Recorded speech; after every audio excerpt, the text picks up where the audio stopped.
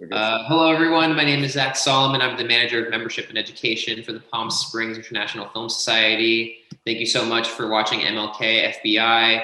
I want to thank IFC for providing the print for the film, and I want to thank Sam Pollard, the director of the film, here to talk with us today. I also want to introduce David Ansen, who is a senior programmer for the Palm Springs International Film Festival and film critic who we all know and love. And thank you so much, David, for moderating the conversation today.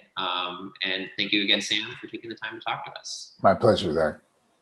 Yeah, welcome. We're delighted to have Sam Pollard here, who is, in addition to making this fabulous movie, has incredible credits behind him. Some of you may have seen his Sammy Davis Jr. documentary at the film festival a few years back.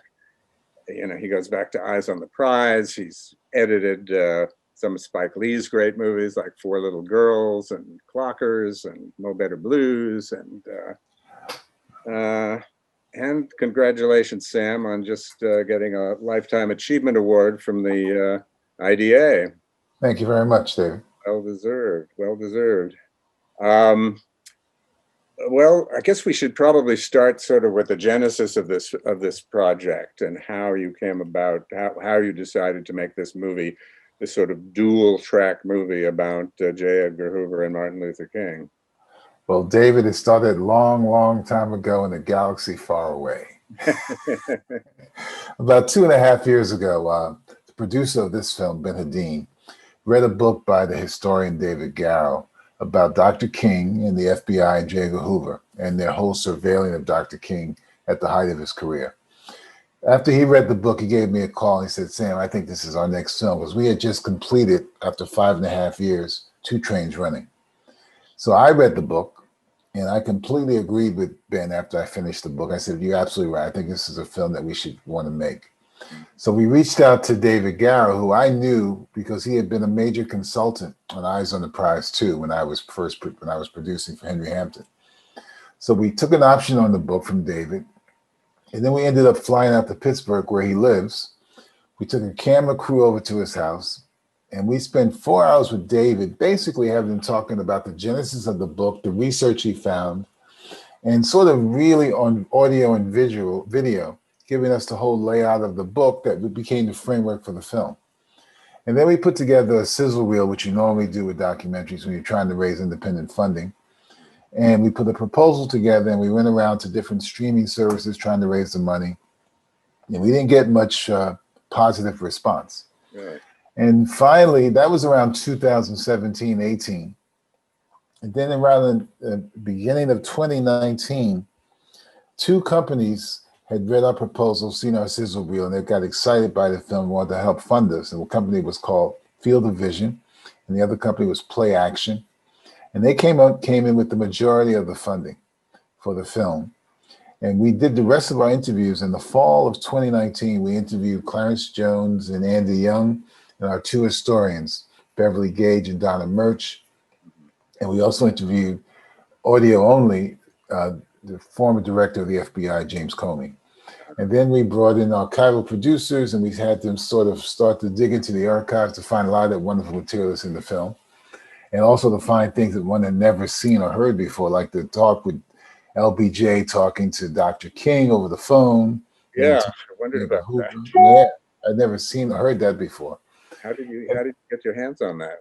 You could go to the Library of Congress now, because they have those tapes that LBJ recorded everything. So you can find that material now. So then we brought our editor on, a woman named Laura Tomaselli, in November to start going through the archival footage. And the majority of the editing took place actually during the pandemic. She moved upstate. She was working remotely. She would send cuts to myself and Ben. We would send her notes and feedback, and she would re-edit and recut. And we basically, for independent documentary production, taking 2.5 years is pretty fast. Yeah. Pretty fast. So we basically finished the film. We had close to a fine cut by the end of July before we submitted it to Toronto. So all the audio interviews were done first, Were there others? How did you choose these 8 people to interview? And I'm wondering if there were other people you interviewed that you didn't use. No, this was one of the few times that I really set my sights on the idea that we shouldn't interview a lot of people, and Ben agreed. You know, normally when I'm doing a documentary, I'll interview up to 25 people Right. and usually end up in the film, the final film, maybe having 10 to 15. Uh-huh. This one, we interviewed those people I mentioned and one other person, and that was it. We didn't interview anybody else. We knew that we wanted to reach out to any surviving close confidants of Dr. King. So that led us to Clarence Jones and to Andy Young. We had also thought about interviewing Reverend Joseph Lowry, but he was very ill. He couldn't really talk, because I had interviewed him briefly for another documentary I did in 2018 about Maynard Jackson, former mayor of Atlanta.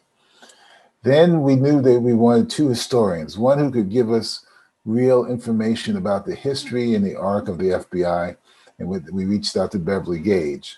Then we wanted someone who could really delve into that period in the 60s and 70s of COINTELPRO, how the FBI was monitoring everybody from Dr. King to Elijah Muhammad to the Black Panther Party. Yeah. And then we wanted someone from the FBI. So we found a former FBI agent who's in the film, Chuck Knox, who lives in Houston, Texas. And then Ben said out of the blue one day, why don't we reach out to James Comey? And I said, you think he'll respond? He says, why not? What do we have to lose? So we reached out to Comey and he said yes. So and then we interviewed this other journalist who was staying with, who we interviewed the same time, the first time we interviewed David Garrow, but I think he has only one line in the film. Uh-huh. Yeah, that was it. It's amazing. Yeah. It's unusual.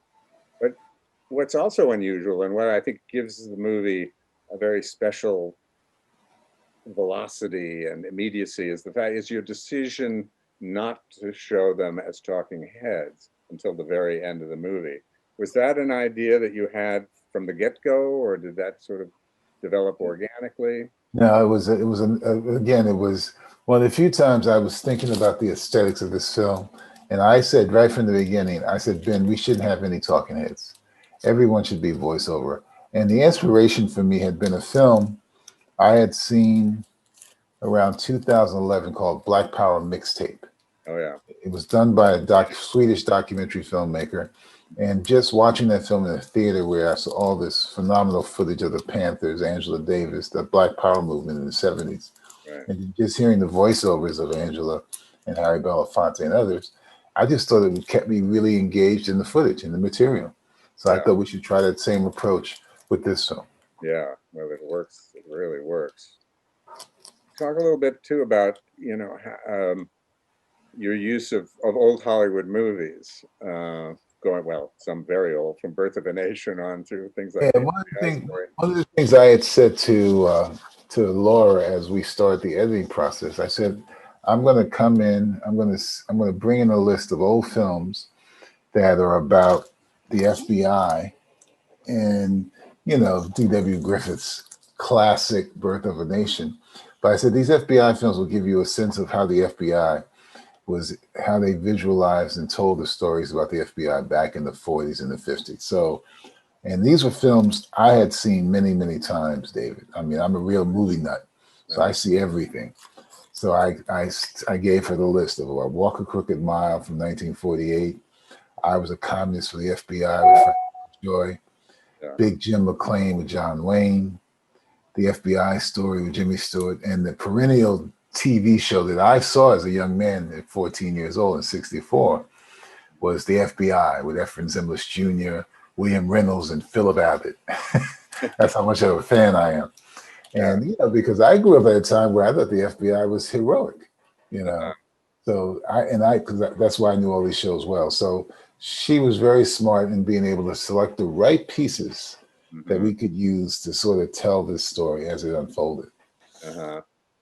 So she made those choices and then presented them to you. And I gave her the list of the films, but then I let her find the pieces that she thought would be effective. She made great choices. She did a great job. Yeah. No, the archival work is astonishing. Yeah. That interview with that hideous UPI Oh, when the lady's asking Dr. King, which one is this? Yeah, when she's saying, aren't you concerned about your demonstrations are causing riots in the cities? But Right. didn't it make you think about what you heard last summer from Trump? Yeah. Isn't Black Lives Matter protests causing the riots in the cities? No, the echoes. There's so many Yeah. echoes. And then she says, aren't you people moving too fast? Right. Yeah. Wonder if she's still alive. Who knows, man? Who knows? Well, I mean, one of there's so many. It also, it was very interesting to me. I watched the movie for a second time after the insurrection in Washington at the Capitol, and it resonates in new ways. There's that incredible line that Andrew Young says near the end of the film. And find it, where he says, I don't think violence will succeed in, will ever succeed in changing this country. And it rings differently when you watch the movie. Yeah, it sure does. So many things that are. But the thing, David, the thing to remember, which I think we always have to come to understand about America, is that what we saw 2 weeks ago on January 6th isn't an aberration. It's not an aberration. It's in America's DNA, David. I mean, if you look at the history of how Americans would go into Black communities and rape and pillage, I mean, not rape, but pillage and burn down communities because they felt that something had happened to a white person, that the Black community should pay the price. It's in America's DNA, man. It's Tulsa, it's Carolina, it's over and over again. Yeah. But one thing that has changed, what's astonishing about this movie is that could not happen today, is that though Hoover wanted all this salacious information to get out there, the media at the time didn't bite. It's just astonishing that nobody printed any of this salacious material. And today, what would happen? I mean, it would be all over Twitter, Facebook, and Instagram. Everywhere. But it's as we were doing the film, and we came to these realizations. It's just amazing how things evolve in the world on some levels. The idea that the press would not take the bait, it's amazing. I mean, they knew, and and I know they knew about the personal lives of JFK and others, but they didn't use it.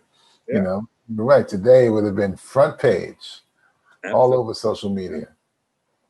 No, I mean, there were so many things that the media knew in those days, but there was a kind of gentleman's agreement. That's right. That's a great term. It was a gentleman's agreement. Yeah.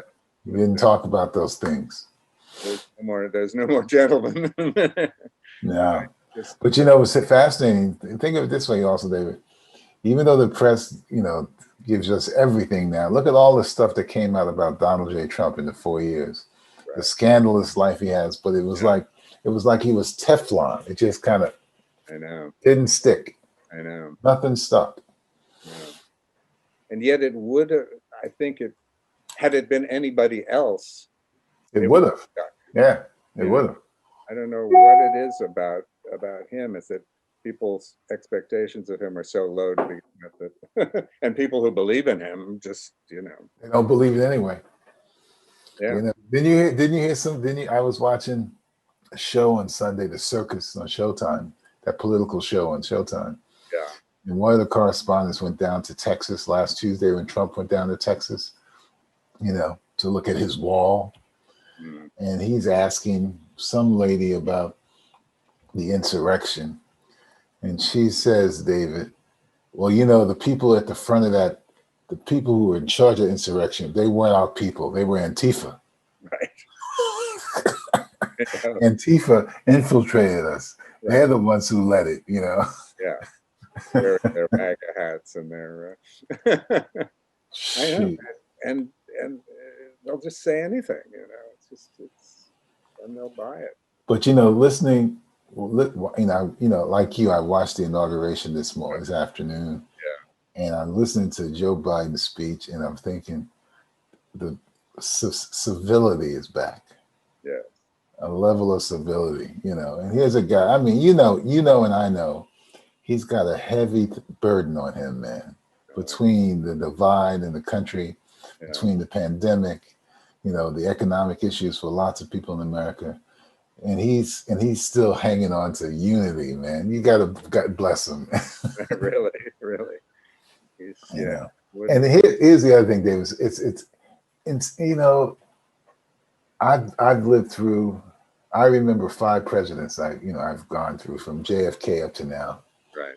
And the idea that the outgoing president of the United States doesn't even think it's important to sit in the, I mean, I'm glad he's not there, but the idea that he wouldn't even consider it, it's like, what? I mean, his vice president has to do it. I know. Talk about, I think it's probably a good thing that he wasn't there. Yeah, but his whole, remember when he said he's going to drain the swamp? Yeah. This guy made the swamp so deep. I don't even know how some of these people are going to pull out. And then I was listening to MSNBC and the idea that Ted Cruz is at this inaugural. Why would he even come? I know. He has no shame. No shame, man. I don't know. Was Hawley there? I'm not sure. I hope not, man. So any other questions about MLK? I'm sorry. Say that again? Any other questions about MLK? Oh, yeah. Let's get back to MLK. Well, let's talk about how do you feel about the 2027 release of the tapes and the whole question that you have to deal with, which must have presented a lot of questions to you. How do you deal with this rape charge? Well, we try to deal with it is in an even-handed way. We try not to make it what I call a gotcha moment. Right. And I know that, in the epilogue of the films, Chuck Knox feels like there's no reason to open those tapes to the public. Now, my personal take is I'm not curious about any salacious stuff in those tapes. Right.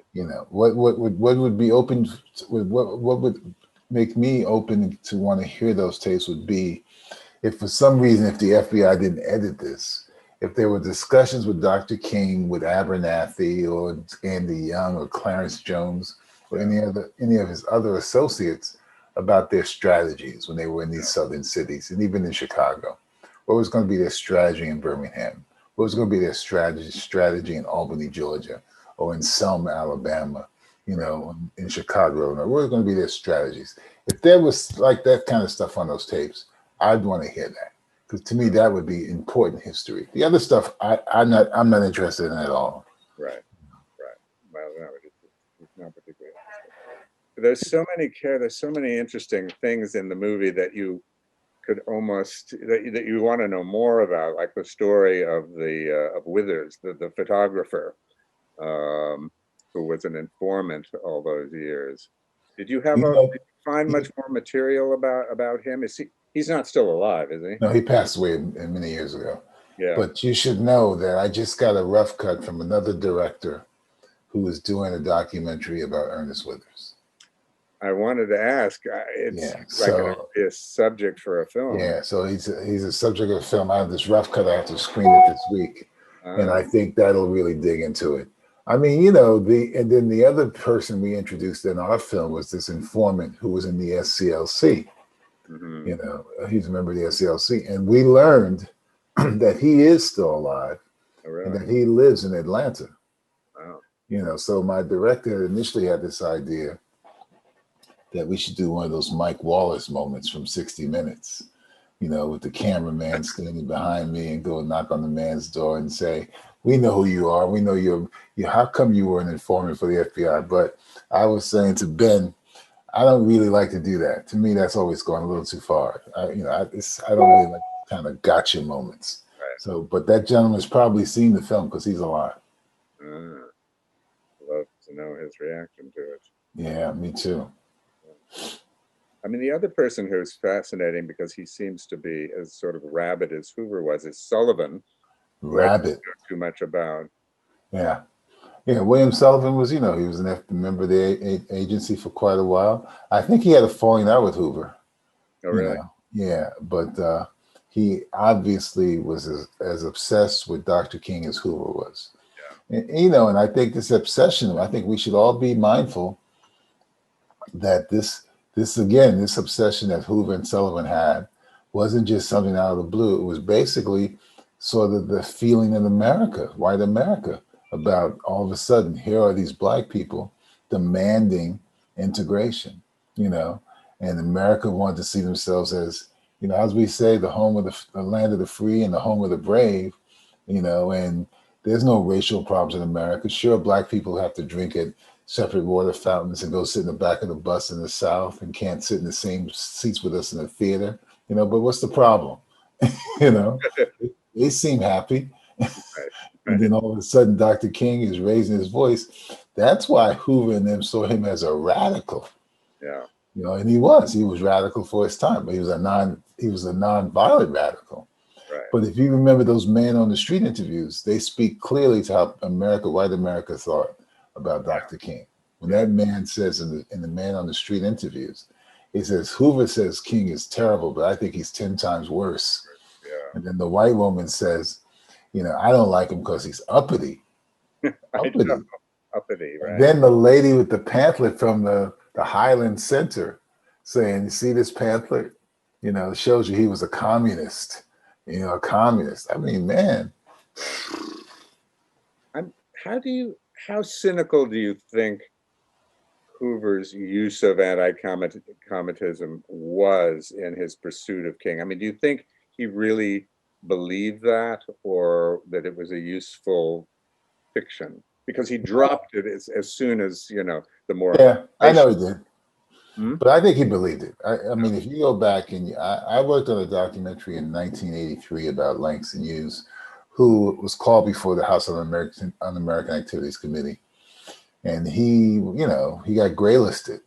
And we had some footage of Hoover. Hoover was obsessed. I mean, America, as you know this, America was obsessed with the notion of the Red Scare.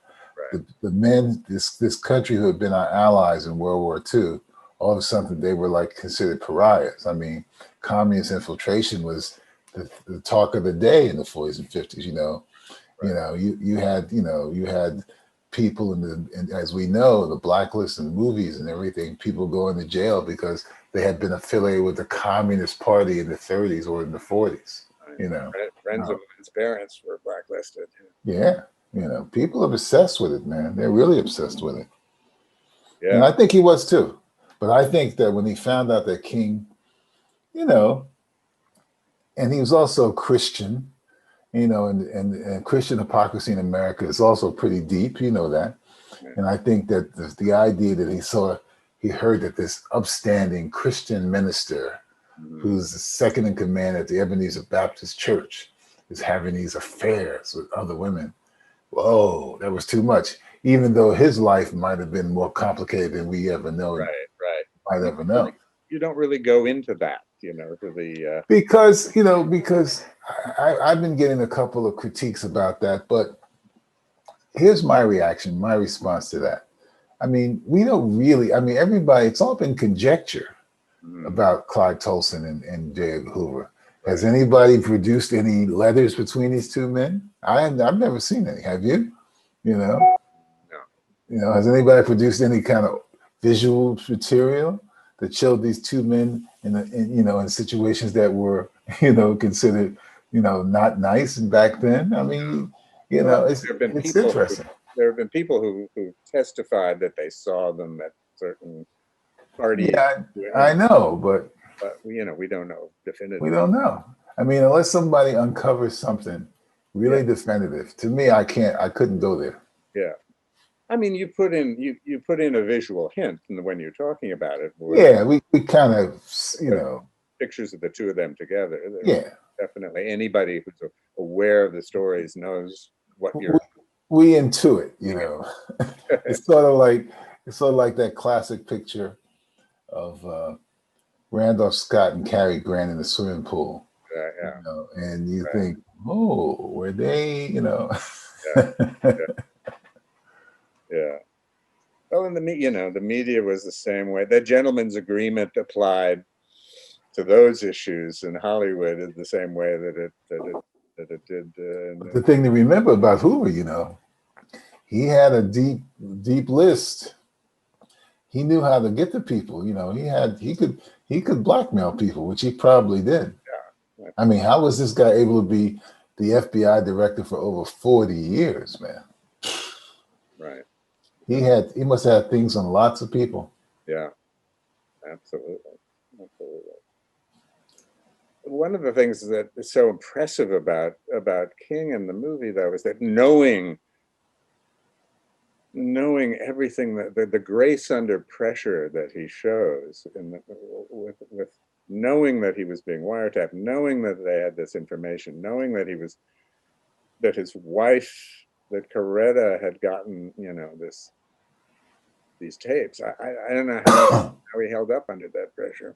Well, that's what I say. He had a lot on his shoulders. Yeah. I mean, being, as A. Philip Randolph says at the beginning of the film, the moral leader of our movement, that the idea that he was being monitored 24/7 by the FBI and Hoover, the idea that he's having these clandestine affairs, Right. the idea that he's got to deal with, the burden of being given the Nobel Peace Prize in 1964, then in 1967, deciding and understanding the ramifications of coming out against the Vietnam War, and basically Lyndon Johnson, who had been an extreme supporter. I mean, I don't know how he handled it all, and also knowing full well that he was not only he did not only get pushback from the Johnson administration, he got pushback from the civil rights community. Right. Why are you going against us? Why are you dipping your toe in Vietnam where you should be still in the water on civil rights? Right. I Yeah, mean, got that clip of Wilkins and yeah. Incredible courage. So how are people going to see this film? You can stream it on Amazon, YouTube, Google, all these streaming services. And then if you're fortunate to have a theater open in your city, IFC is showing it in theaters around the country. They're the distributor.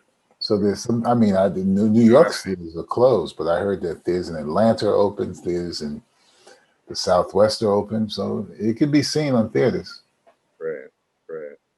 I think it's a movie that people are going to be watching for many years. It's we're very pleased with the reaction to it. Yeah, it's been great. What is next for you? What's your next film? Well, February 8th on the television series American Experience, PBS series American Experience, they're re-showing a documentary that I directed way back in 1990 about Tulsa, Oklahoma, that looks at also the Black community, but also what happened in the Tulsa race riot that I did back in 1990. And then on February 9th on HBO is premiering another new documentary I just finished about Black visual artists in the 20th and 21st century. People like Carrie James Marshall, Kara Walker, Romeo Bearden, Jacob Lawrence, Faith Ringgold. So I got some stuff coming out. You're a busy man. Well, I'm at that stage of my career where I'm trying to get it all done, man, before I fade away. Yeah. And you got to do all your work via Zoom these days. Everything is via Zoom now. Where are you? Are you in New York or Los Angeles? Yeah, I live in New York. I live in New York City in the Village. Yeah. Well, we thank you for this, and thank you for doing this Q&A. My pleasure, David. Pleasure to talk to you. Good. And we're doing this we're recording this on the day of the inauguration, which I think is a very hopeful day for us all. Let's hope so. Let's keep our fingers crossed. Okay. Take care. Have a great day. Bye-bye.